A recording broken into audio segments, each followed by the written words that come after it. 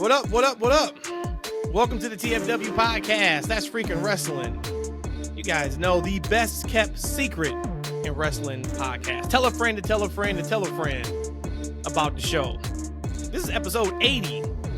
I am your host, Matt, along with my usual suspects, Eshaun and Rhodesia. Usually at this point, a lot of times I'll say like, hey, what's going on, doing all that. We're getting right to it. 30 minutes ago, according to the internets, CM Punk was recently scheduled for a call with a few board members. The backstage feeling is it's happening, but doesn't mean it's done. Word allegedly is that CM Punk will be coming back to WWE. I am, of course, I've been banging the drum since he was let go. This was what's going to happen. I'm just along for the ride at this point. November 25th. Either way, if he comes back, it's going to be incredible. We'll be in the building, so that's going to add to it. Absolutely, I want him there in Survivor Series. But there's also a part of me, too, that would just love to see the discourse on X and social media if he does not show up at Survivor Series. So either way, I'm going to be full of just entertainment, and we're going to have a hell of a Sunday post-Survivor Series pod that Sunday. But he is, he's not, he is, he's not. Like I said, I've already put my stake in the ground months ago that he was coming back to WWE. What's your guys' thoughts about this report, and does it change your thoughts at all on CM Punk's future? Hey, you know, it's funny. I have not seen that report, but I did see like a clip of CM Punk doing some commentating at one of the MMA shows he does. And I'm glad you brought that up. I had that in the chamber. So if you guys have not, hopefully you can hear this. If you guys have not heard what he's talking about, CM Punk does MMA commentary for, I think, CFC or something like that. And this was from Friday night. So let me know if you guys can hear it.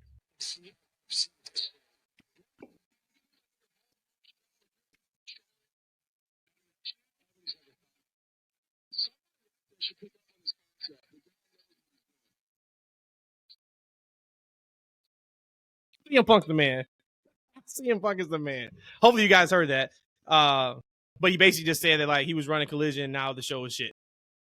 If you guys just want to go to that. So what were you saying, E? I was just saying that one of the commentators had a WWE pocket handkerchief, and another guy brought up TNA. So he's definitely really talking about his wrestling talk right now. But either way, I love to see him. Get one last run with the WWE and go out the right way. I would love to see that. At this point, I kind of really, really would love for him to go with TNA, man. Later on, let's talk about TNA. I turned that show on the other day, and I felt like I was back in 1999, man, like with the production and the quality in a good of the way, show, right? Man. No, in a horrible way, man. What? I couldn't believe what the hell I was watching. I thought I was watching a VHS tape, man. I mean, it was ridiculous. Well, let X tell it. Twitter, AEW right now is like 2010 TNA Impact. So there's a lot of it's a lot kind of to kind of dissect. I don't know how much we're gonna just like really super deep dive on this one, but this AEW thing is a little out of control. We still gotta talk Crown Jewel. Rhodesia, I still gotta get your thoughts right now about the CM Punk thing. You have always been you've always been a CM Punk hater, like you are an LA Knight hater. You're a Cody Rhodes hater at this point. I'm going to get on Eshaun's bandwagon with that one. You don't like anything or anybody that the normal wrestling fan likes because you got to be different. I understand that. So what is your thoughts and feelings now that we are less than 3 weeks away from CM Punk returning to Chicago at Survivor Series? I don't have any thoughts on the CM Punk thing.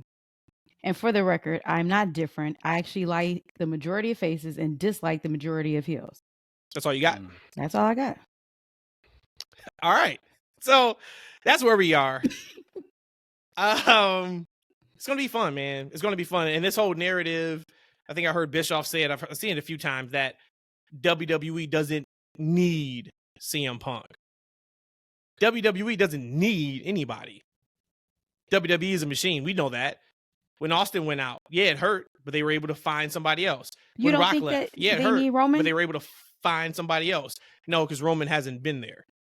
And ratings have still been up, live attendance have been up. When you say need, to me, like, no, you secure the best talent as possible because he's not going to hurt business. He's only going to help business. So if you say from a perspective of, say if age was like infinite right? So, okay, if we don't use Punk now, but we use him 5 years from now, and he's the same guy, same age, he can still go in the ring. If that was what was the thing, we're playing a video game, and you say, hey, don't use your resources yet. Okay, I get that, but this isn't a video game. This is real life. He's got time, and he's slowly ticking down. I mean, to what he said, like I think the vast majority of WWE CM Punk fans want him to end his career on a high note. He can't go out the way he went out just completely. I would agree enjoy with that. seeing him. Okay. Yeah, I would TNA agree with also. that. I don't really care for Punk at all wherever he goes, but just if you are a CM Punk fan, if I was a fan of Punk, I would want him to retire on top. Absolutely. You don't want to retire from your passion that you probably did since you were 9 years old and have just such a tarnish and asterisk near both of your last jobs. That's pretty deep. Hey, but you know what though, Matt? Before you go on though, I Mhm. think we maybe need to dive in later on. Like, there's been so many wrestlers that have gotten second chances, and people are crapping on CM Punk for what? For being passionate, right? For maybe being childish, maybe taking things too far. But what really did he do that was super horrible to where he can't come back and we can't want to give him like a second or third chance? Like his last run in WWE, I mean, the dude had a staph infection and they fired him on his wedding day. Yep. Like, right? And then there was a lot of circumstances that led to his out of control tirade at AEW. But at the end of the day, the heart of it, he was trying to do right by the company. Now, did he end up doing right for the company? Did he go off the wheels? Certainly, but he didn't do anything that he can't come back from, right? Especially that was when just, you think just a man that went out of control. Or think about like Brett. If Brett can come back, if you take Survivor Series Screwjob for a 100% shoot, that he wouldn't drop the title in Detroit the night before to Shawn Michaels, and Vince is like, we got to get the belt off of him, and Vince screwed him out of the belt. If he could come back and make amends, absolutely. Punk didn't sue WWE. Absolutely. Oh, you know what I'm saying? Like WWE went out their way to, like, so yes, I agree. I agree 100%. But WWE, just like any sports team, you think you're great until you get one injury. Knock on wood, God forbid, Roman goes down, Cody goes down, Seth goes down, LA Knight goes down. You know what I'm saying? Now it's like, oh, we were good.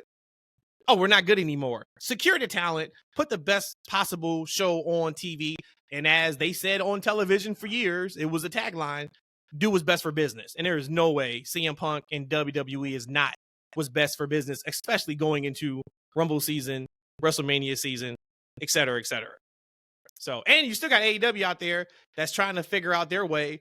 That's just another hit to them, because that could be some people now who were strictly watching AEW, say maybe because of Punk. If he lands on WWE TV, now they watch that. So it's still a competition thing, but I'm here for it. Whatever happens, I'm here for it. And Collision hasn't been the same since he left because Tony Schiavone is on commentary. Oh. Rhodesia said last night, she's like, yeah, Schiavone, I don't like him on this show. Just on that show, okay. Just on Collision, because Collision was different. It felt different.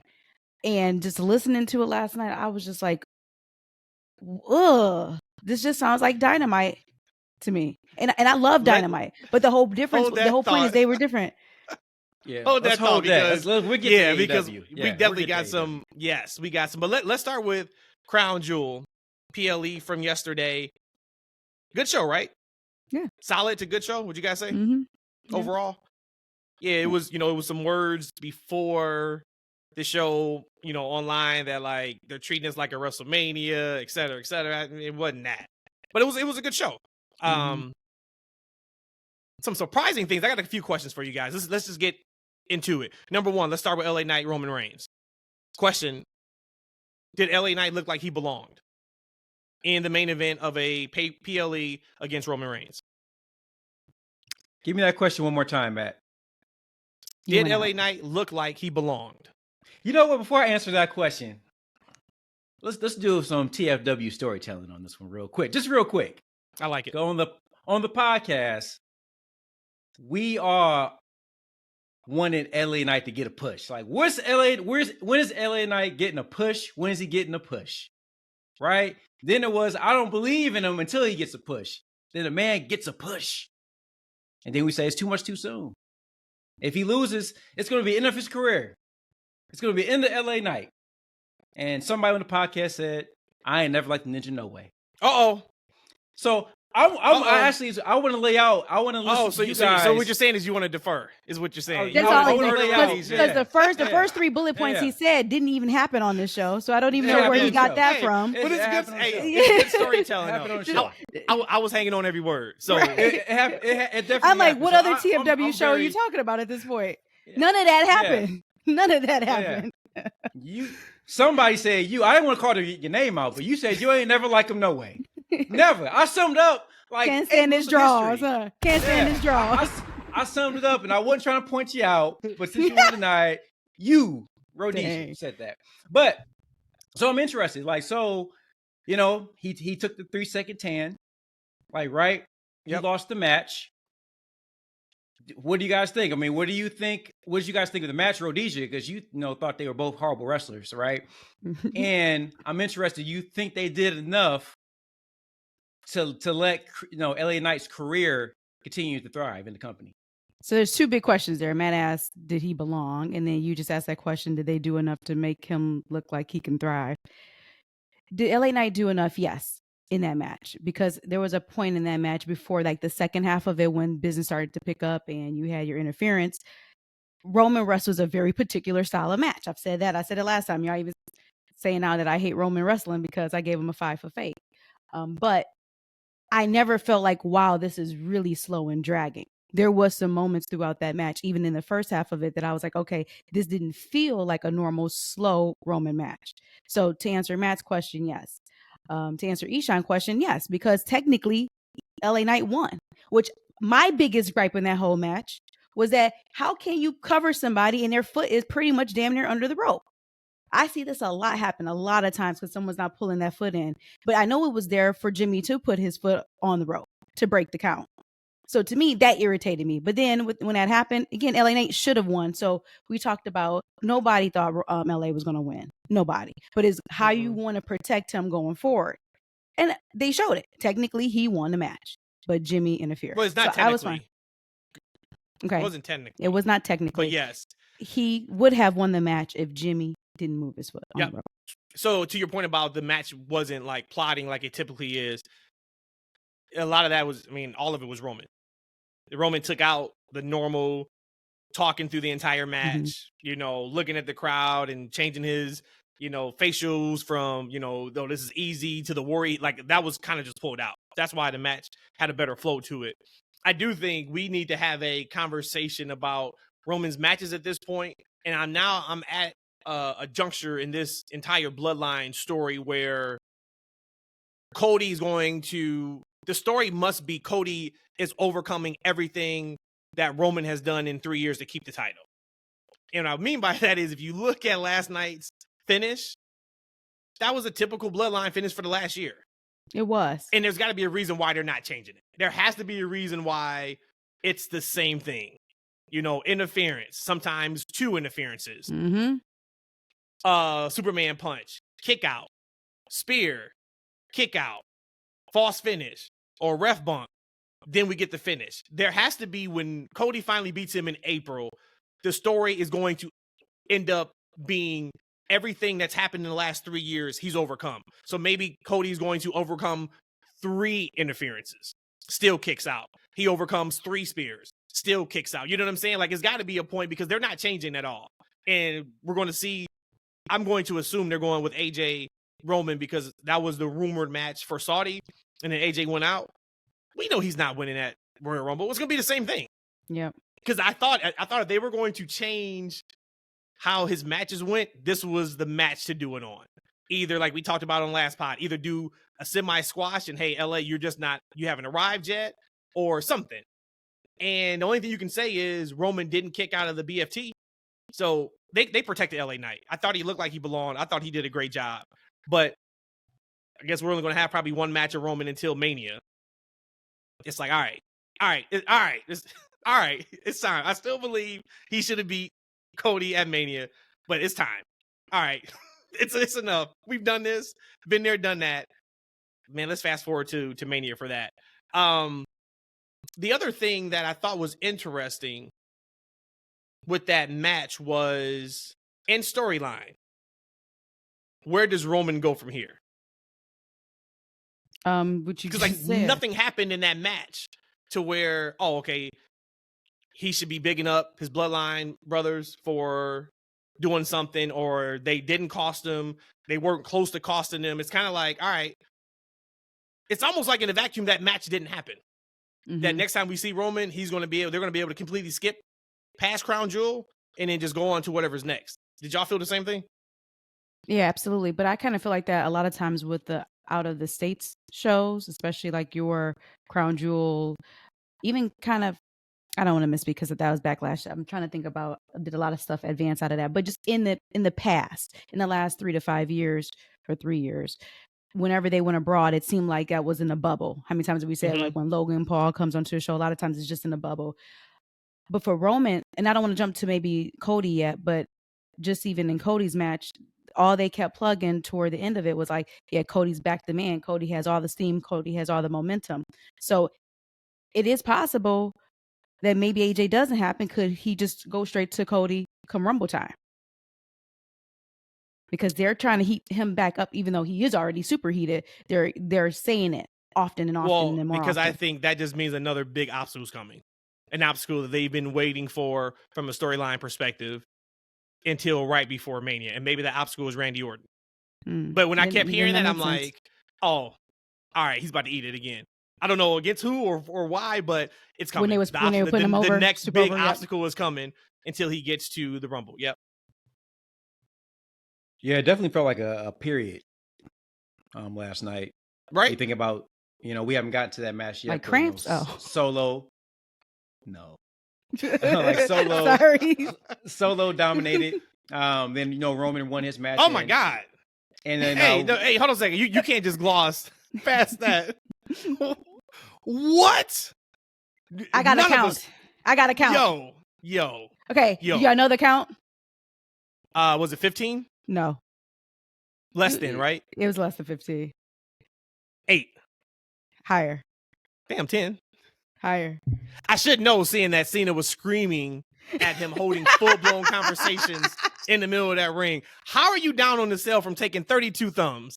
Another thumb, I would have been like, am I watching porn? Am I watching a wrestling match right now?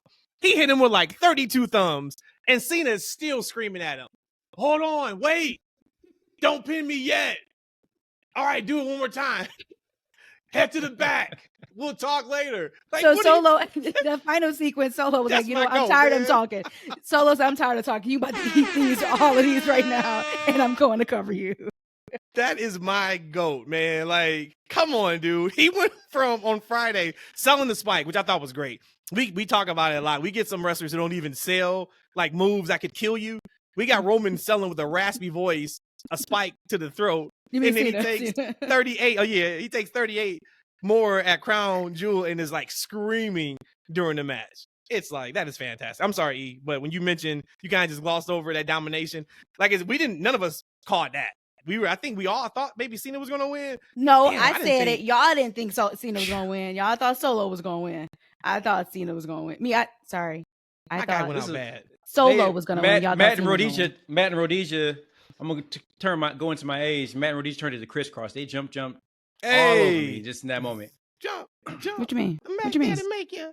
But because he didn't finish the statement because he brought up Solo. Yeah. Because he was going through all the matches. I was like, hold on, pump the brakes. Y'all just went into the whole thing. But yeah, it's not like it was a period, right? And so, but in Survivor Series, Roman isn't going to be on that card, so he doesn't necessarily have to be on the shows for a while. Mm-hmm. We know he has kind of a part-time, so we might have to see Roman for a minute. But I think it'll be interesting to see where LA Knight goes from this. They definitely well protected him. So we're definitely interested to see where he goes next and how they continue to build him up for his next thing, right? But let's go down Solo and John Cena. You guys have kind of hit most of it. Oh, okay, so then I guess my question just to you two is, was that the right call? And not just him, not just him winning. Absolutely. Him beating him the way he beat him. Yeah. But I thought that. Bravo. I thought that was going to happen. I thought that Cena was going to put him over. And he absolutely did. And touche to John Cena, because we all thought that, right? Just as Rhodesia said that, all right, this is Cena passing the torch again. And it's phenomenal of him to do that. Mm-hmm. But for a split second, John Cena made you believe? And I'm not even a John Cena guy. And it was funny. I'm not going to incriminate myself now. So I was at a place where I shouldn't watch this. And somebody who came in heard the show and said, "Hey, are you listening to wrestling? Uh-oh. Is that John Cena? I hate that guy." I'm like, you know what? I'm not a Cena guy either, but my kids love him. And he made me believe in a moment with his promo that maybe he gets that win, he breaks that streak of his losing streak. But nope. Paul Heyman, wonderful story. Solo dominated the crap out of that man. I mean, he just thumbed the stuffing out of that man. So the I don't know if it official count was 11 spikes. 11 spikes. But I Jesus like your Christ. 38. We're going to stick with 38 though. Man, what did John do to deserve that? I wonder how Theory felt watching it. Like, yeah, he put Theory over. It just looks different. Like I don't know, whatever. So y'all saying that was the right call. Okay. Mm-hmm. E, I think you brought up Cody. Is Damian Priest a 3 Crossroads level guy right now? He was last night. Mm-hmm. I thought that was. But that's why I said Damian was the freaking man. I said that. Outside Kairi coming back, that was the most surprising thing of all. Okay. Even over the 36 thumbs, was that 38. It took 3 Crossroads to get rid of Priest. Like, for me, how many you gonna hit Roman with then? 39. Like, are we going with 40 for WrestleMania 40? 69. 40 times? Yeah, like. What was up with that laugh, sir? Jeez. Okay, so both of y'all think he's a 3 Crossroads guy. Well, I've already said I've been crucified by putting Damian Priest up there at the top, putting him above LA Knight even. Yeah, it's been ridiculous you've been doing that on the show. Yeah. So but let me ask, because I wasn't able to fully watch that match. I saw bits and pieces of it. Did Damian kick out of 1 Crossroads? I don't know if he didn't kick or Cody didn't pin him. It was like one of those. I can't remember. But he hit him like with 3 at the end. And I'm like, to me, that was what you did to beat Brock. That's what you probably need to do to beat Roman. I don't think Priest is at that level. I think like Priest is at like a 1 in a possible. If we was playing spades, and you asked me how many bucks I got in my hand, and I'm like, now that's disrespectful. Like, 1 I'm gonna do y'all like how y'all do me. Oh, so Matt, you a Damian Priest hater then, huh? I mean, he can't keep up with his own briefcase. That's a ridiculous thing for you to say. Of Shout out to Sammy though. I mean, he's asking a perfectly sound question. I'm with you, man. But hey, you know what though? This is them trying to put some more emphasis on Damian Priest. Like, right? Like Cody, like, you know what? I'm gonna be for show that I'm pinning this dude. Like, ain't no kick out. I'm gonna give him 3 to make sure that he's laying flat on his back for this 3 count. I think that kind of elevates him a little bit, makes him a little bit more important. Because at the end of the day, I still don't believe that Damian Priest is somebody I can believe that's believable when cashing in. Like when he came in, do that fake cash in, I'm like, like he doesn't seem like a world champion to me. Not yet. Well, you know what? I didn't even think about Sammy coming in to like, which you wouldn't, that because like that's never been a precedent for that. But when he came down, I was like, oh, okay, we doing this. And then, of course, my mind started going to... was that beat up, though, either, though. Even though they plugged his back. Again, we talked about this. You said it was the back was just for Shinsuke. No, that's all they talked about. They brought it back. Big time. They brought it back. And, man, I hope Drew gets his just due on this run. It sounds like he still hasn't signed a contract yet. So I don't know if like they're waiting to pull the trigger on whatever they're going to do, which we'll talk about here. We got a... question that came in from X, so we'll hit that in a little bit. That has probably something to do with Drew. But we saw at the end of him losing to Seth, we saw Rhea kind of just like look at him like, "Told you, man, you need to get down with us." So, but I just wonder where his contract plays into with that. But he's the man. Like outside of anything story related from that show, probably my 3 biggest takeaways was 1, Rhea is a fucking she's her. Any superlative you want to use it's her. 2, Drew is a grown man.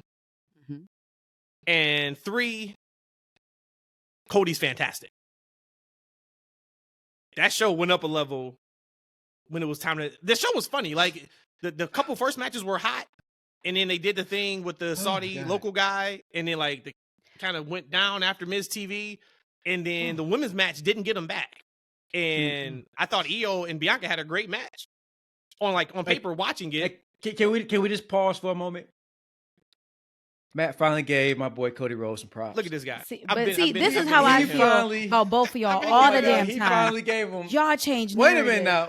Wait a minute, Rhodesia. Wait. I've been giving him props. Let's soak this in. I damn near cried. Everybody knows. Damn near cried. Oh my God. I've been a Cody fan. Right? So, but yes. But you know what I'm talking about. You know what I'm talking about. Thank you, Jesus. Y'all watch. Thank you. Saw it. Oh Lord. But yeah, those are probably just my 3 takeaways. Okay, so you're saying he's a 3. Either he is a 3 Crossroads guy, or you're just trying to elevate him. We didn't believe in the cash in, so now we got Sammy and Damian, which I think just leads to WarGames. Let's jump to that, because that's a perfect segue. Then we can go to Kairi Sane. Anything else from Crown Jewel you guys want to talk about? Our guy Eternal from X, shout out to Eternal. He sent us a question, and he said, who is your Survivor Series WarGames team? He has his as Judgment Day and Drew McIntyre on the same team versus Seth Rollins, Cody Rhodes, a returning Randy Orton, Jey Uso, and Sami Zayn. He said LA Knight is not ready for... Just basically saying he's not ready for the World Heavyweight Championship, but he is main event material. He just doesn't have him in that WarGames match, which it looks like everybody on his face side is on Raw. So, yeah, they're all on Raw. What's your guys' thoughts about his teams, and then what would you guys think the WarGames match is going to be? I think that team sounds pretty solid.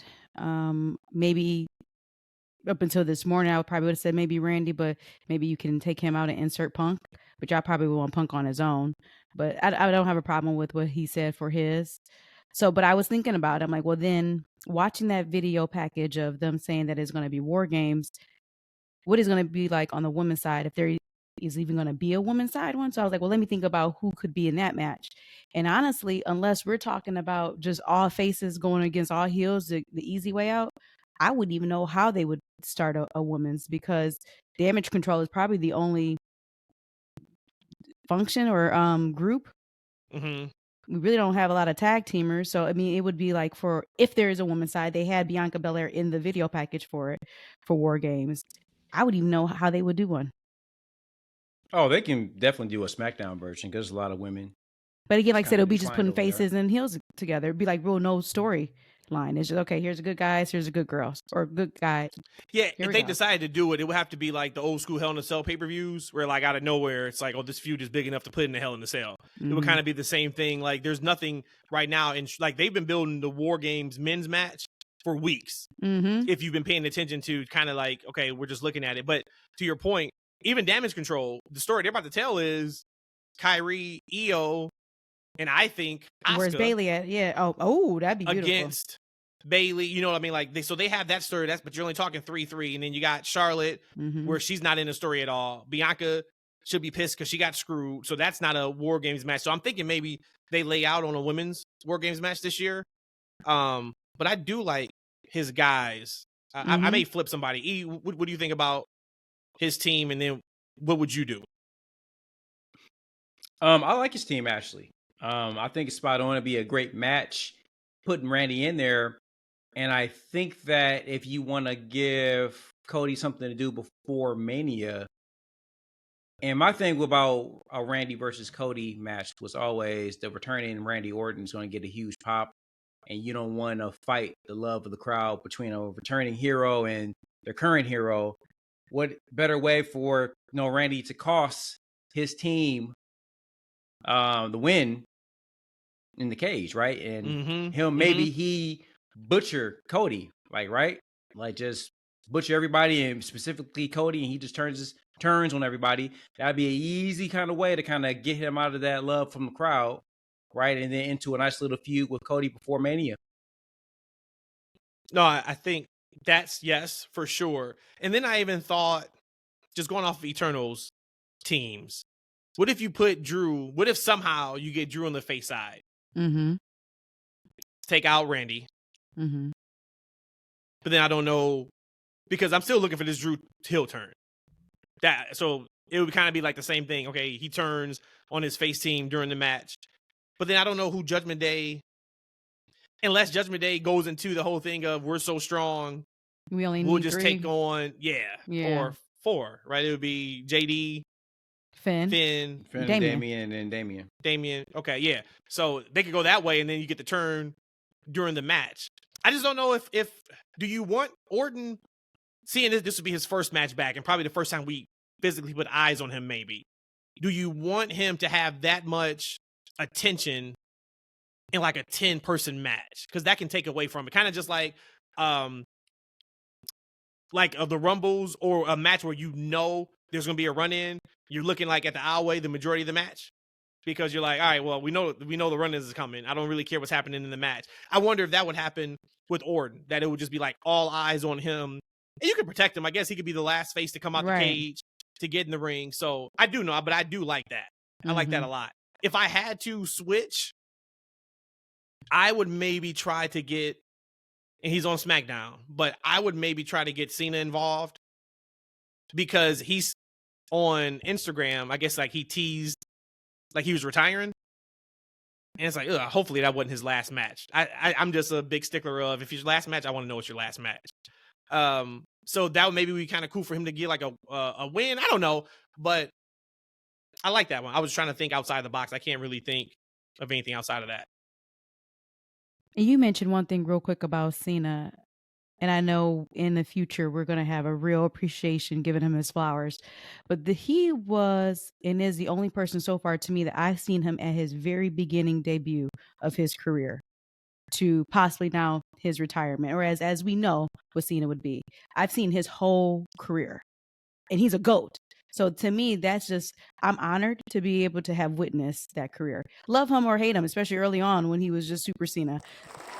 Still, I'm so honored to be able to see a GOAT career from beginning to what we presume will be the end now or end soon.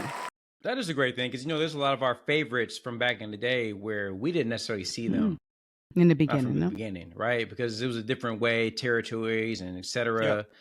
And then with WWE got them, they were different, like the Undertaker, right? Like he was Mark Calloway, and I think he was some other people before that. But we are creeping up in the era, like with Cody, my guy Cody. Like I seen his very first match, and hopefully I'm still around to see his last match, right? Roman Reigns is another one, right? Another one. We saw his first match, right? Well, if not, if you count FCW, that was more developmental. Yeah, I mean, that don't developmental back then, right? Yeah. But we saw, their first professional, match, and we could potentially see their end. So that is a pretty cool thing. I brought it up earlier. Kairi Sane is back. I love the spot. She looked incredible. Oh, I love her look. I mean, just she looks like she's gorgeous. She's pretty, but just like that badass look that she had, completely different than the pirate princess that she was beforehand. I mean, I think Cody took her jacket because he looked like a pirate coming out there afterwards. I was like, oh, that's why they made Kairi switch it up. But I thought it was great. It was. Once again, because we're going to Survivor Series, some of these things I wish would happen at that show because we would be there. But if we get Orton and Punk, all bets are off. Anybody can come back before then. So I was a little surprised just to see her come back at Saudi. But this is long-term storytelling. This goes back to Triple H's like, all right, this is my sandbox now. And everything that didn't go right, it seems like, over the last few years, he is course-correcting and making right. She had a extremely strong run in NXT, got to the main roster, wasn't the best. Bayley takes her out. She goes to Japan because she's over it. She's been there since 2020. She's back now. I do think, like I said, I think Asuka gets down with them to make this badass faction to go up against Damage Control and actually anybody else, because who can touch them, kind of, when you think about it that way. But I loved it. What'd you guys think about Kairi's return? Her intensity on her elbow drop, I mean, it looked flawless. Like, I can't believe I've missed that for that long. But like you said, when she came up and she was a pirate, maybe it just wasn't so believable to me. And I know a lot of the Japanese wrestlers that I've seen, at least in WWE, they're kind of over the top as far as their character. So probably like a caricature of themselves. So maybe I didn't fully believe that Kairi Sane the same moves, but it just looked even more intense. And damn, she looked good. Yeah, she looked great. Question for you guys: who had a better elbow drop, her or Randy Macho Don't Man do Savage? that. I knew when you give it to me. I knew when you started putting them words out of your lips. You can't go against the GOAT. Give me anybody else but Macho Man.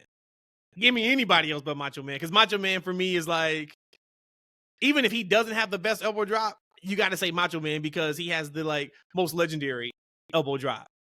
But is that what it is? Is that what it is? Like, cause yes, like that's the I first think so. elbow drop. Was it really the best? Because I don't remember it not being, but was it Man, really? it was just so smooth, and that was because we connect to, like, that was like probably the first time we saw that move as like a major move, kind of like the way you feel about Shawn Michaels and the super kick. Mm-hmm. Right? There are a generation of fans now that feel that way about the Bucks. So 20 years from now, if they were to ask their friends, hey, who's got the best super kick? The Young Bucks or somebody who's not even wrestling right now? People would be like, man, the Bucks. The Usos. I see, but I would give it just the Bucks just because like their whole gimmick was super kick party. Horrible. Mm-hmm. That's the only reason why. Hey, that's the only those reason why. Kicks that Jay was making me proud. I teared up a little bit too, man. Because it's Air Ones. With Nikes on, like the bottom of the soles hurt. Yeah, and we gotta that's how you throw a damn super kick, man. He was throwing it, them fellas. JD McDonough, he sold it, didn't he? Oh my god! I think his gimmick right now is just to take everybody's offense and sell it the best way possible. Absolutely. And he's doing a fabulous job. Shout out to you, JD. But he stuck that chin out. He should. He was chin up, tits out. Chin up, tits out. He was ready for it.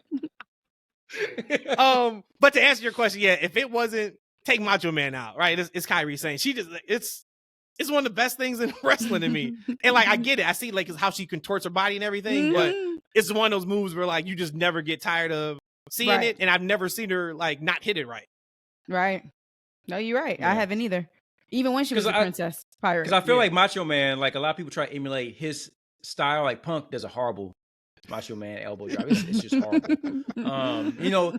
Shawn Michaels, does it too. That was one of his setup moves, he did a really good one. He did a good one, but it wasn't good as Macho Man to me, right? Mm-hmm. But like Kairi, she has a twist on it that looks so unique and so different that it kind of really separates, I think, her version of the elbow drop versus like Macho Man's. It reminds me of like that comparison you just said of like how Eddie Guerrero and I'll even give who else, like Montez, when they do the frog splash, how they like open and contract and how they do their bodies. Like when other people do frog splashes, it's kind of like her elbow drop it's intense. Like she does like a full range of motions and it's not just there. That and they do because they're professionals. And this is the part that like we don't think about a lot. We probably do just because we're like hardcores of the hardcores. Anybody listening is the hardcores of the hardcores. But you have to have full body control to not kill the person you're wrestling. So you think about like her elbow drop. She puts her entire into it. She flips, but then when she nails it, she doesn't land with all of her body weight. Right? And it's kind of like the same thing with a lot of these wrestlers where like they just glide, like they float in air. Like to your point about like Montez's frog splash. If he came down with like his entire body weight, we got some issues. But he doesn't. Like it's so that's fantastic.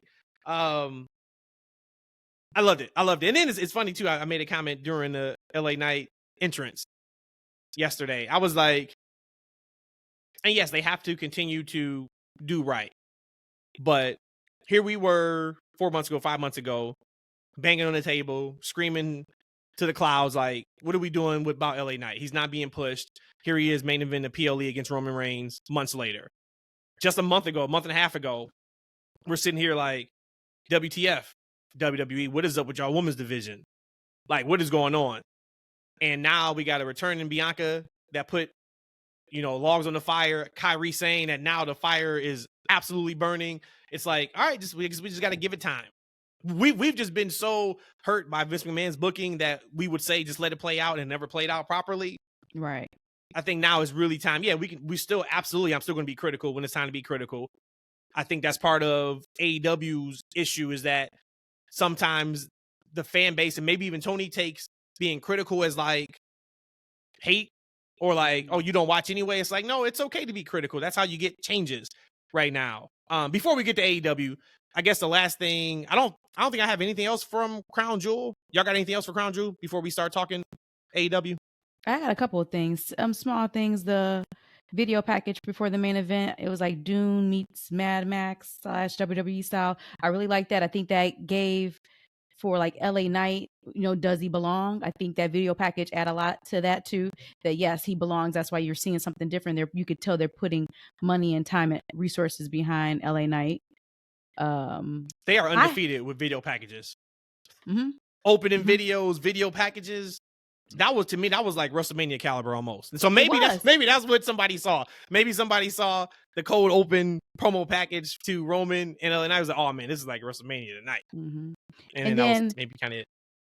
Remind me, and this is probably going back to Miz's face run. I have not in my brain have seen a Miz TV where he doesn't get his ass whooped. He actually, by surprise, did some damage. He did, didn't he? So, I mean, do y'all recall a time where Miz actually like walked away from Miz TV? Not running away because he didn't want to get in or even not upset at the end of it. Right, I'm sure we could probably think about the times where he didn't get laid out, but he definitely was pissed off. No, he was happy. Yeah, man, y'all are so excited about this Miz face turn. I am so happy for y'all, man. This is awesome. Well, no, because I was like, because he's working like he got a lot of like cheers really quick. Like he's gathering cheers really quickly, right? He just started becoming kind of like good guy-ish, like within a couple weeks. Well, so Monday it started. Work out well for him. So then we had Monday, and then we had Crown Jewel. Mm-hmm. Yeah, super quick sample size. But you said it, so I'll ask you: is his face run working just after 2 shows? Well, clearly it is because he left Miz TV happy. Well, outside of his bump card, is it working? Is it working for the fan base? Do you think too soon? Sample people are size, just buying into? Too soon. Before they started talking about this, I thought about Miz. I'm like, damn, he is too talented to kind of not be on the shows. Yeah, like he is really talented. They pulled him out of nowhere almost for the LA Knight thing, and he kind of outshined him a little bit on the microphone. He's great on the microphone. I mean, he's not even great. He's like fantastic. He's one of the greats. He's a top tier. He is. Yeah, he's one of the greatest. And then his in-ring work, people are just starting to appreciate him in the ring. He's always been safe. He's always been around. He's very consistent. I just don't think we give him enough due. And I feel like the company, like, damn, you got to find something for him to do. So, hey, this is all for them to give something for Miz to do. He kind of maybe ran out of steam as a heel because maybe not many more stories for them to tell. I'm all for it. And Matt, you mentioned Miz. How this last 2 showings of Miz, is it working? But I'm just going to say just in general, it's working because when he'll say, well, my hand goes up, whatever he says, your mouth goes shut. People have been saying it for years with him. For years, so, decade. Yeah. So for me, yes, he's always been, I think, like he could be like that tweener, the perfect definition of a tweener, that you could be good and you could be bad all in the same situation. But again, I just was like, oh, Miz about to get his ass whooped. And then is it Ibrahim Habibi, the guy who was their viral person that was out there? Sure.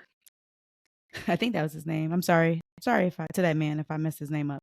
But I'm like, oh, no, he definitely about to get his ass whooped. And then when Grayson was like, again, who's the best show? And I just knew he's about to turn on Miz at that time. And he doubled down. He's like, no, Miz TV is it. And I'm like, okay.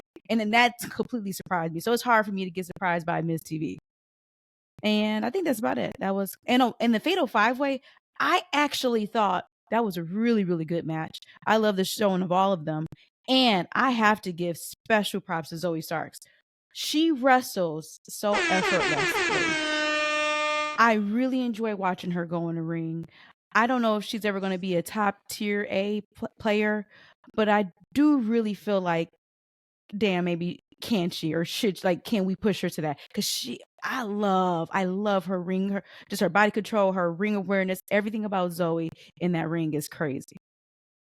She needs a character. She's boring. She doesn't have a character. And that's what it is. Yep. I wish they could find one for her.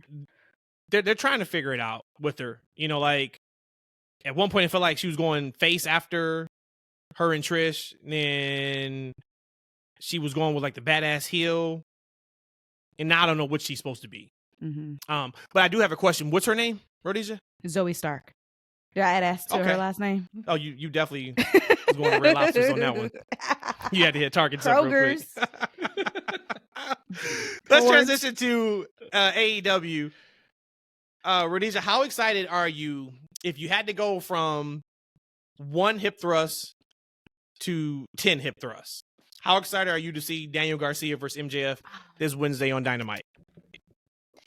So on that scale, I'm like a 10, but deep down inside, I'm probably a 5 because all those hip thrusts is going to go in vain because we know he's not going to win against MJF.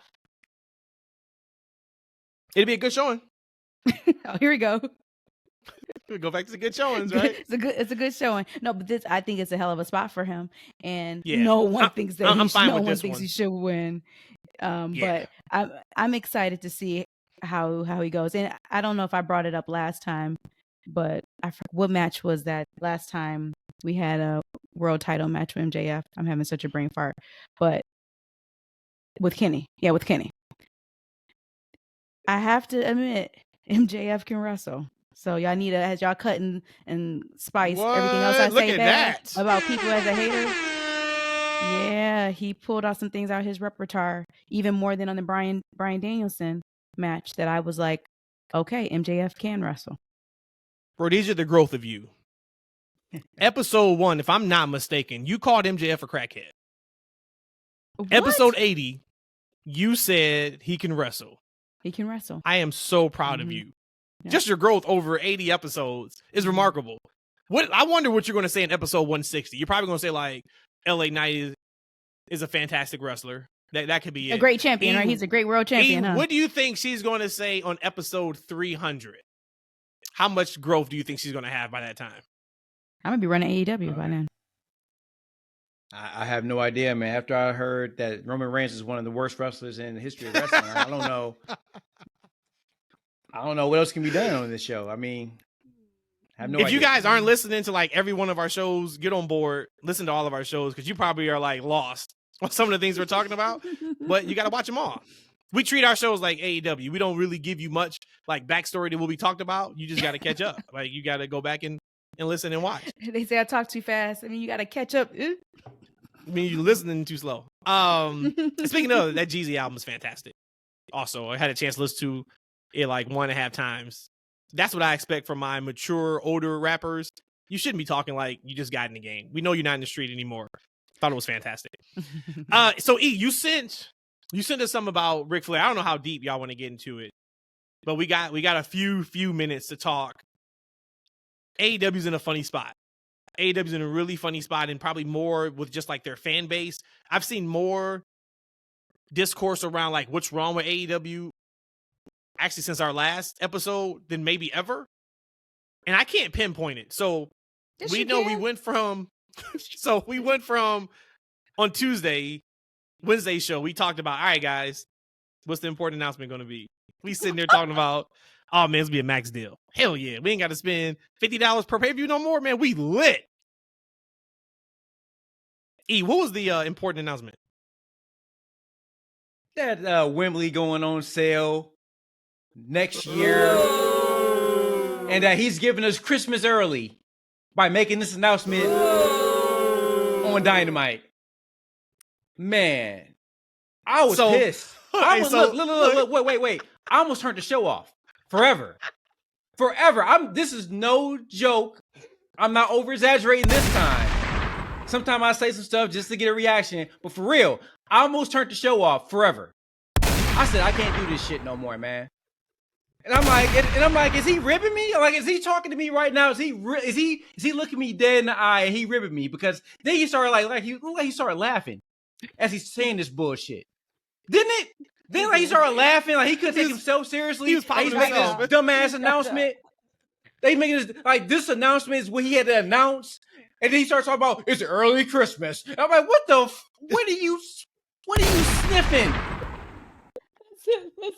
I always supported Tony Khan's announcement. man. So I'm at the dinner table doing some work. He says his announcement. I die laughing because I already know Matt Eshaun is over the edge at this point now. Then, It's early Christmas. You can get your tickets now. I'm like, are you kidding me?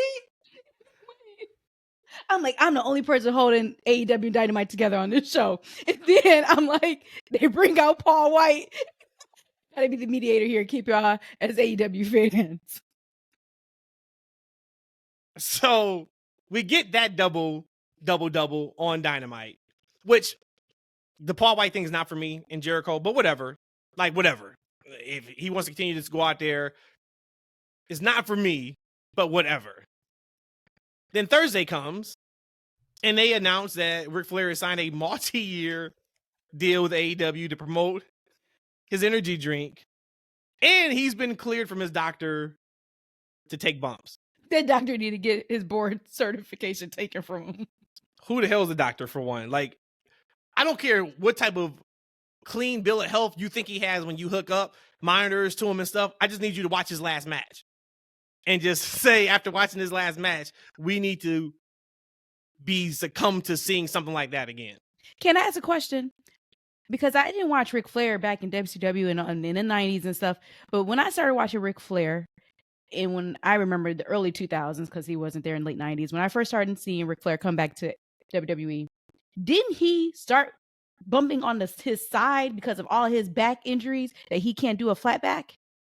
That's even back in WCW, NWA. That happened after the plane crash. So then you telling me that person can still do that now, and he's 66, 67 some years old? I think 70 something.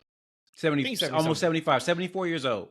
So again, what doctor, and I'm not a doctor, but what doctor can say, like you said, you get all your blood work back, okay, your counts look good, but can say as a professional wrestler, yeah, you could do that. You could take a superplex off the top rope. Well, you wouldn't be taking those moves. It's not a knack. We talked about last week. I asked you guys a question. I'm like, hey, are they using too many older talents in the face of all the young talent they have on their roster? They're not really using fully as of yet, right? And we don't know if Tony Khan's going to get Ric Flair in the ring. Right. But, when I saw Big Show, and I'm not joking with Big Show, because I like Big Show, and I hope he's okay. He didn't look healthy. That leg didn't look like a leg that can get to the ring. Like, right, I think there might have been a reason why he didn't walk down to the ring. Like, I can't imagine him getting in the ring, in the wrestling ring, walking over the rope, in that leg. Like, right, like he doesn't look healthy, let alone he should be in a wrestling ring. And so for someone to say, hey, I'm going to give Big Show another match at a pay-per-view, like, that's a problem. So then I'm like, all right, if they got Big Show in there in that condition, wrestling, and I hope maybe looks can be deceiving. Maybe he's spry and agile. Maybe he can hop to the ceiling. I don't know, right? But it don't look like it. It looked like he's going to hurt himself. I don't want to see that. And I think about when I think about the heroes from the past, I don't want to see them in pain and looking like shells in the former self. And I think that's what we're going to get. So with this Ric Flair news, I can't put it past those people to put that 75-year-old man in the ring, trying to bump, because his last match, didn't he pass out or something like that due to Sure did. Exhaustion? Sure did. Sure did. What are we doing? What are we doing with this company? And if we're talking about, we just said last episode, AEW is like a love letter to wrestling. So say if Sting's last match, he has Flair somehow bumping or something like that, and you can say, oh my God, that was like an incredible finale to just their careers. I get that. But what I think a bigger thing is, and I broke it down the way I broke it down for a reason. It feels like, so like I said, there was a ton of discourse about AEW. Some of it I don't think is really warranted. I said last week I thought they need to do a better job with episodic TV. They need to have a writer that can write shows from one show to another. And I gave the example of Bryan Danielson and Claudio, all that kind of thing. They started Wednesday with a really nice video package to catch you up, which went right into an MJF promo. Thought it was great. Loved it. Okay, cool. They kind of hit that. But then you get the Flair thing, you get the Paul White thing, you get the announcement thing. And it feels like maybe for the first time, the vision of AEW is not aligned with what their hardcore fans want. This was the first announcement that I saw universally panned. Typically, y'all still see a pocket of fans that are just like, it's Tony's company, he can say what he wants. Or that is a big announcement. Nobody, even some people who live in the UK, was like, that wasn't enough. We already knew the show was happening. Like, we don't, that can be a tweet. An on-sale date could be a tweet, not on the show. So I think he's handicapping himself for continue talking about making these important announcements. I think the majority of the fan base does not want Ric Flair on their TV. If you want to take the side of moral police,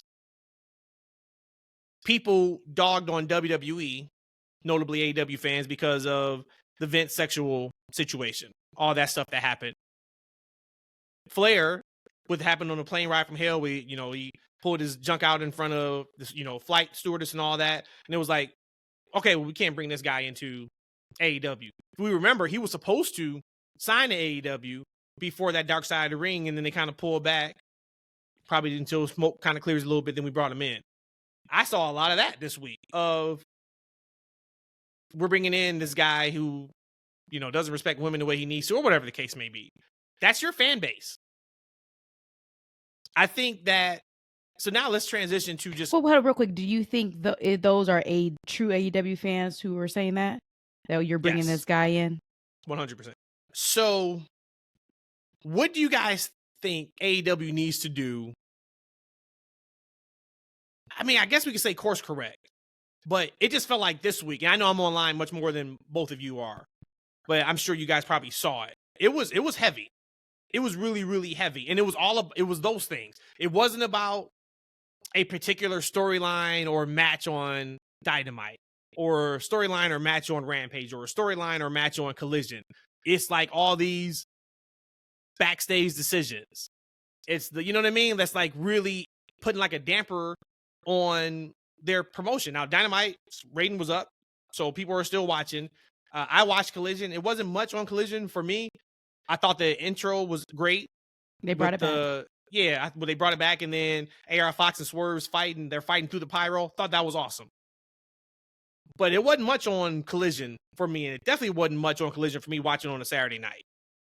And I know maybe that's not really fair to say that because we have DVR, we can watch whenever. But for me to spend time on a Saturday night, there's certain people that was on that show, I'm like, they shouldn't be on this show right now, in my opinion. So, like, what do you guys think? To add to that, like, I saw a couple comments too. Just a couple of quick highlights. I'm not sure what AEW's identity is anymore. AEW is becoming WWE-like with all the goofy skits and storylines. Like these are some of the things that are being said about AEW.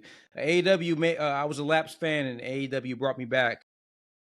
But what I've been seeing for the past 3 to 4 months is not something I want to watch. I mean, so you're hitting it. I mean, and like I think that AEW originally, right? Like you and I, because I didn't talk to you as much about these things back then, Rhodesia, but Matt and I loved AEW, rabid AEW fans, and I think when we saw it in AEW was like the potential, like how great it could be, like a company that's for us, almost like FUBU, for us by us, right. But now it kind of seems like that potential is kind of being lost. It's kind of turning into something that we didn't want or respect, because it had to change at some point. It had to evolve, and I think it's going the wrong way. Because when I watched that show, we talked about the MJF thing, right? Talk about episodic television. Like MJF is like involved in like 8 different storylines right now. And they're just all bouncing off each other with no continuity. Like he's going through the show trying to get somebody to, team with him. In the middle of that, Wardlow attacks his ass, chokes him, right? Pushes him, walks off, and MJF keeps going. I'm like, Jose, you worried about getting touchy part? Like, you got this man who just choked you, and we just talk about that. We briefly run off of it. Then he has Adam Cole storyline running. He has the storyline with the Kingdom and what's my man name? Neck Brace. He has that going Next on. strong. Right? You got the Acclaim, who were one of the coolest tag teams and acts a year ago. Now you got Max Caster, who has the cool raps. He turned into a MJF like stalker guy. Mm-hmm. Like he's a stalker. Like that's not cool. Like, right? That's not him being a stalker fan.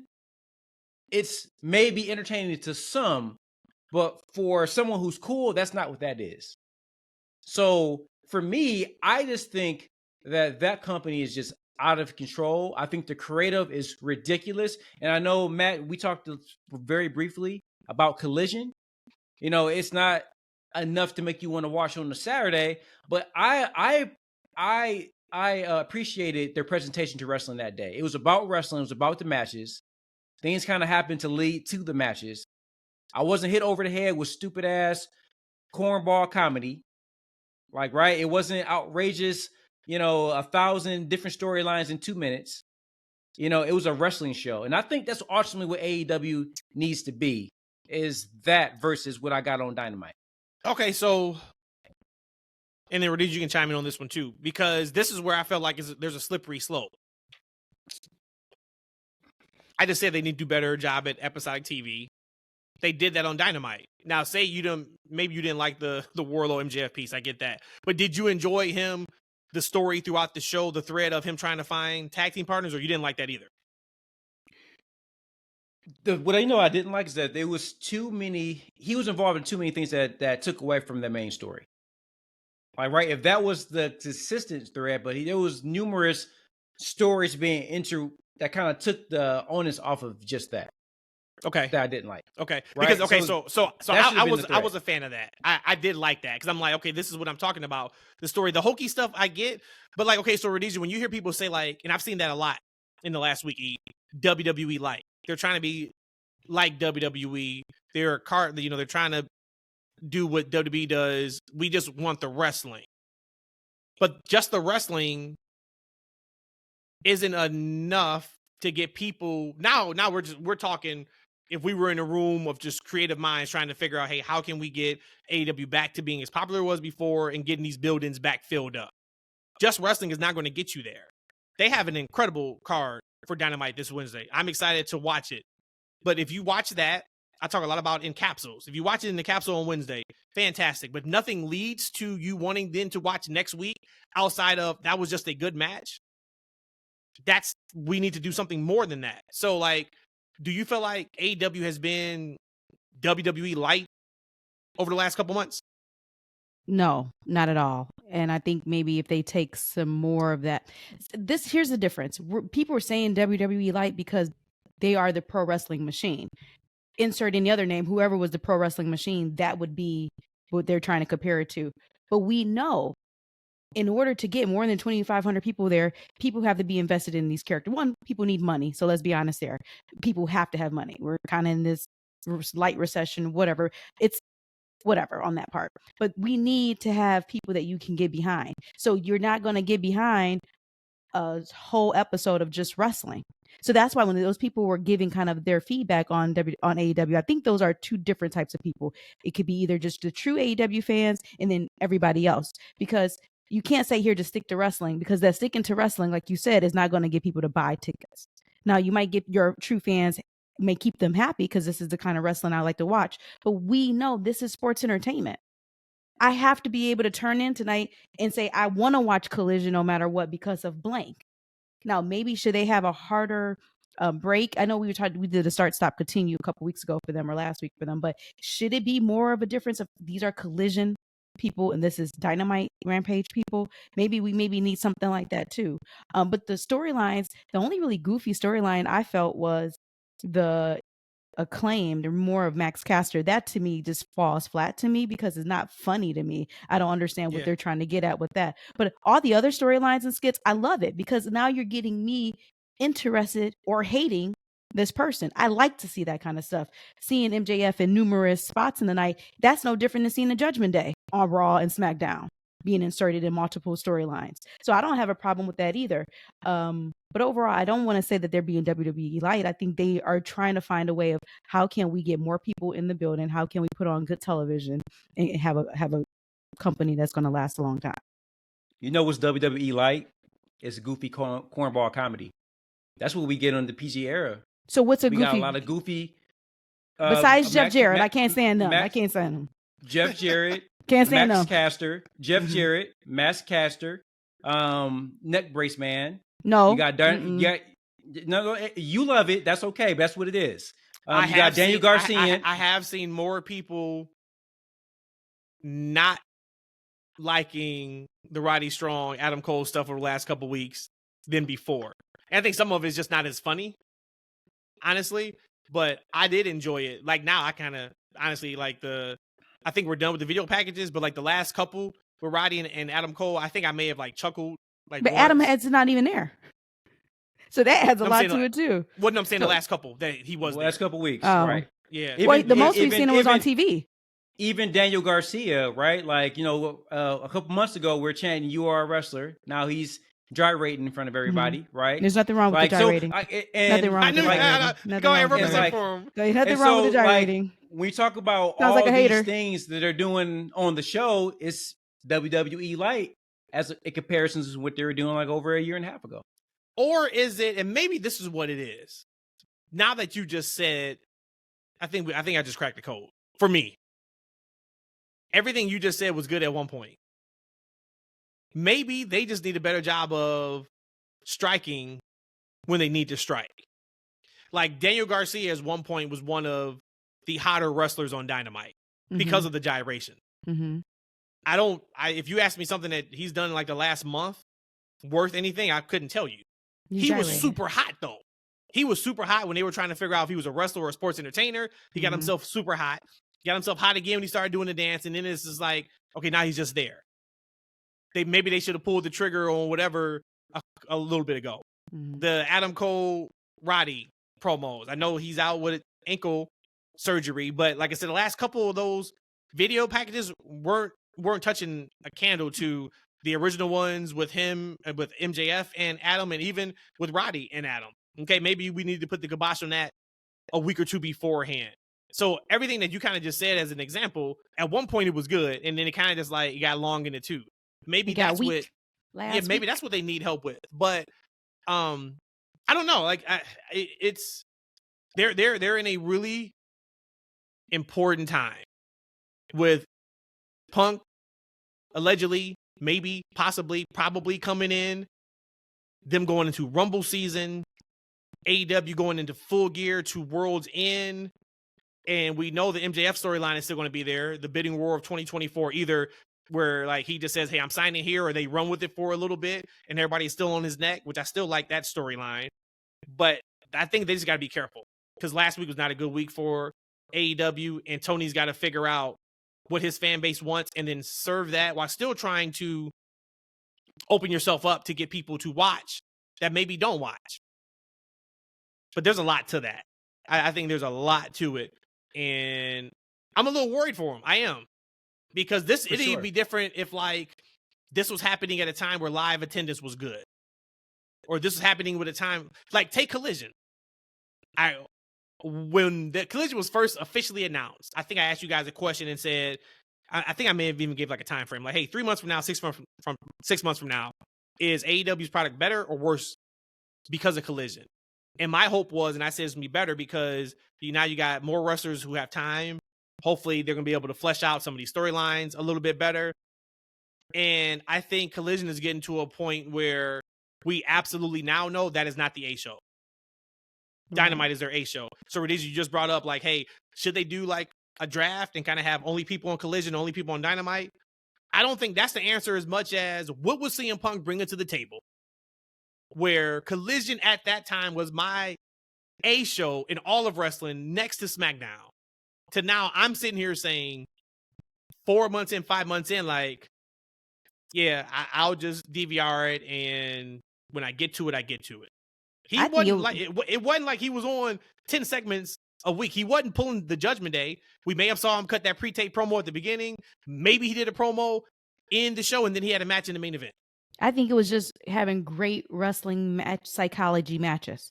I think Collision, because that's what y'all like. Y'all like that. Not saying I don't like it. I like it too, but you appreciate it more than I would. I think Collision in the early days, you had your beginning entertainment was when the beginning opening. You have them there, and then when it got to wrestling, you had great matches that were produced properly and made sense. If there was a bump, like, oh my God, what was it? I was on shit. What was it? He took a choke slam to Collision. the apron. He took I- a choke slam to the apron. I was trying not to bring it up because I do like, this is what I don't want. I don't want to come across as we're just these AEW haters, because we're not. I promise you we're not. But I don't see, like, take Crown Jewel. Let's take Crown Jewel. In my opinion, yes, we can argue match finishes all we want. Who should have went over? Who didn't go over? Cool. I don't think there was anything on that show that I could remember that I watched and said that shouldn't have happened from a logical storytelling perspective. On Collision last night, Darby takes a chokeslam from inside the ring onto the apron, falls out the ring by Lance Archer, finishes the match, he beats Lance Archer. Mm-hmm. That's a bump, particularly the referee should have called for the match, which is why I don't like the Wardlow powerbomb storyline they're going with. He's hitting one power bomb and the referee is calling for the match, but we got this guy who almost died, and we're just letting the match go on. Okay, I digress with that. Jake comes out with his guys, which I think has potential. Yeah. Lance Archer then picks up Darby Allin, hits him with his finish, leaves him laying, they go to commercial. Which is a lot less than that choke slam on Flip apron. those bumps. Yeah. Have him hit his finish somehow, some way. Darby kicks or he doesn't pin him at that time. Then you hit that choke slam onto the apron to go to commercial. And you come back from commercial, Darby's still down. Man, we've seen Darby take a lot. This one here may be a little bit differently. And then you take him to the back, tell that story. But to have him take that hellacious bump, he's still working 20 seconds later, but then he's laid out by a regular finish, is asinine. Like, who signed off on that? And that's why I said I don't think Collision in the early days, I didn't think we seen things like that. They had time to wrestle too and tell that story, the full story they wanted to in the ring, but you didn't see stuff like that. And I think that was the major difference. That's why I love the commentary team originally on Collision, because it felt different. It still gave me my matches that I like, and maybe not over the top, goofy cornball skits like WWE at times. It gave me my differences, but now it's all again one blend. Because you have CM Punk's fingerprints all over that show. Like, I don't know how heavily involved he was in the creative aspect. There's rumor he was very involved. But he definitely had a vision that really worked. And he made that show, kind of the wrestling show, both wrestling storylines. Because that's what NWA was back in the day. Like, it didn't have all of the sketch ball comedy segments. Because at the end of the day, these guys, we don't got the comedy writers from the Martin Show back in the day, y'all. This ain't In Love and Color back in the day, man. These are some dudes who think they funny like me, coming out there writing week after week, stupid comedy, right? Yeah. Some of y'all like it, some of y'all don't, right? But at the end of the day, the heart of wrestling is treating it like a true sports and having matches that mean something and characters that are important. And that's what you got on Collision. You got CM Punk making these shows very, very important. And in addition to that, you know what? I don't remember what I was going to go ahead and say. But you said Wall had a question. That's funny. He lost his thoughts. I sure did. Shout out to you, man. The point is, I think you are not a fan right now of some of the things that they're doing, and they need to figure out what. But it's the vocal minority feels the same way. Who knows if we were just to go to Dynamite and ask everybody in attendance, hey, what are you thinking?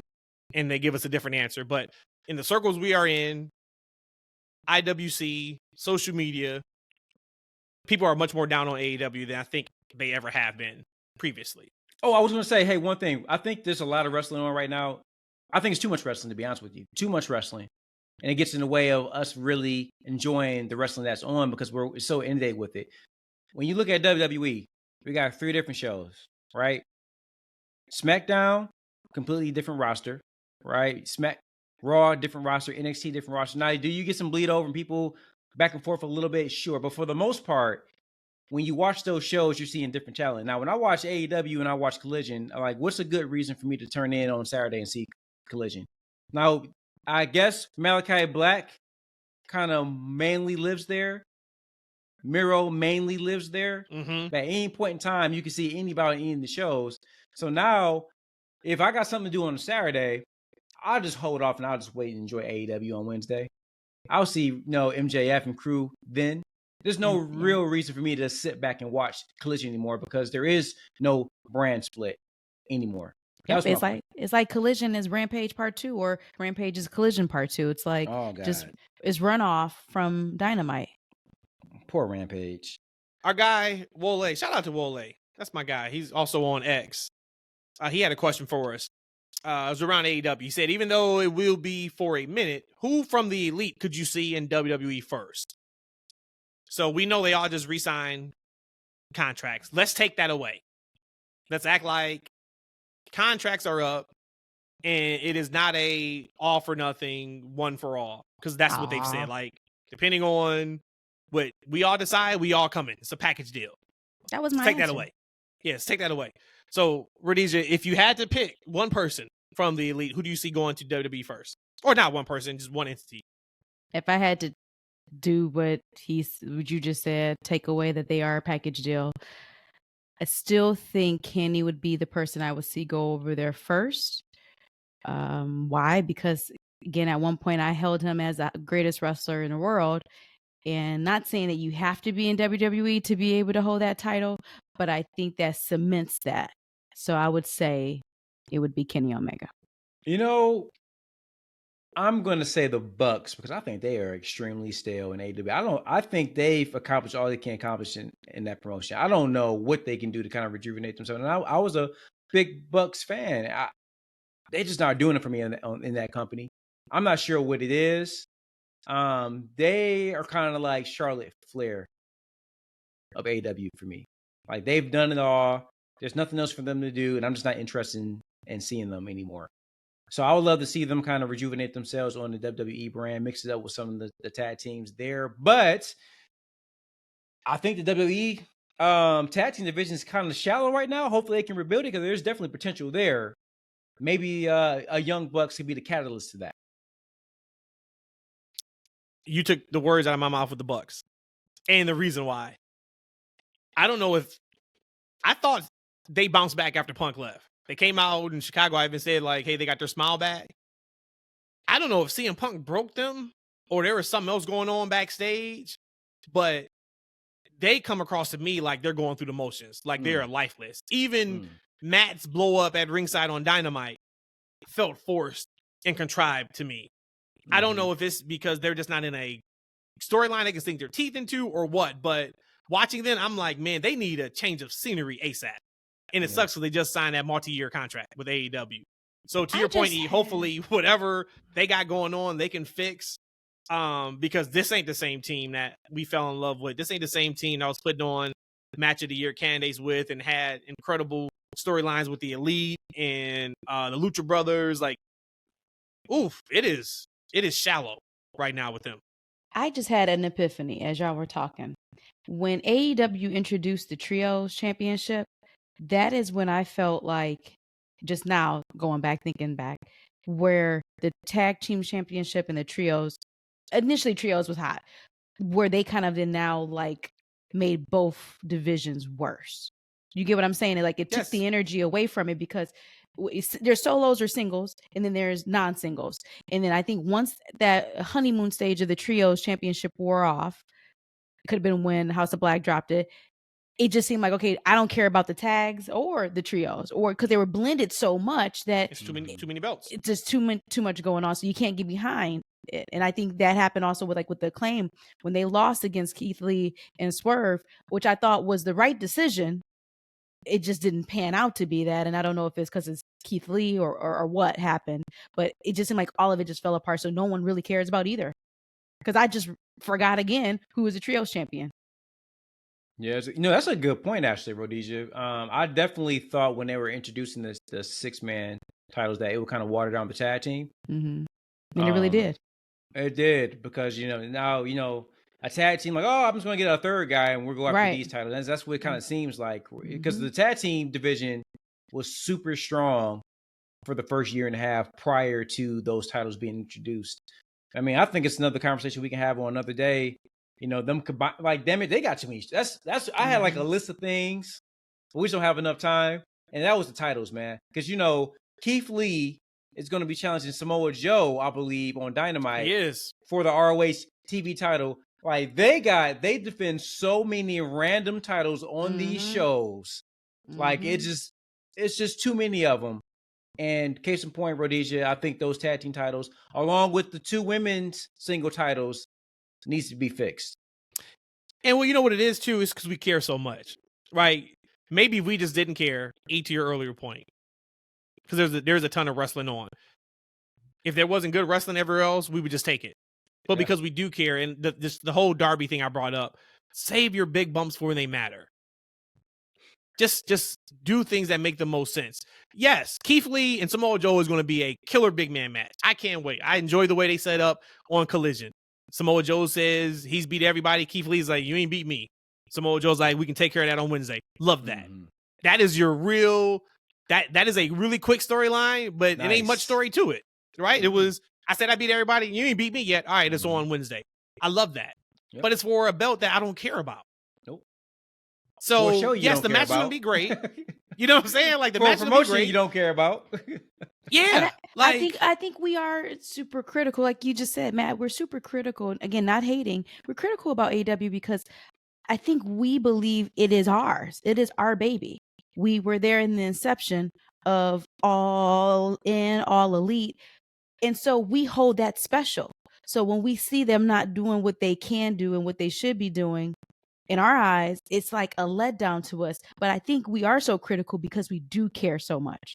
Because maybe down the line, if AEW was clicking on all cylinders, this kind of feel like the Roman and John Cena to me. Who would I go for? My new love or my old love?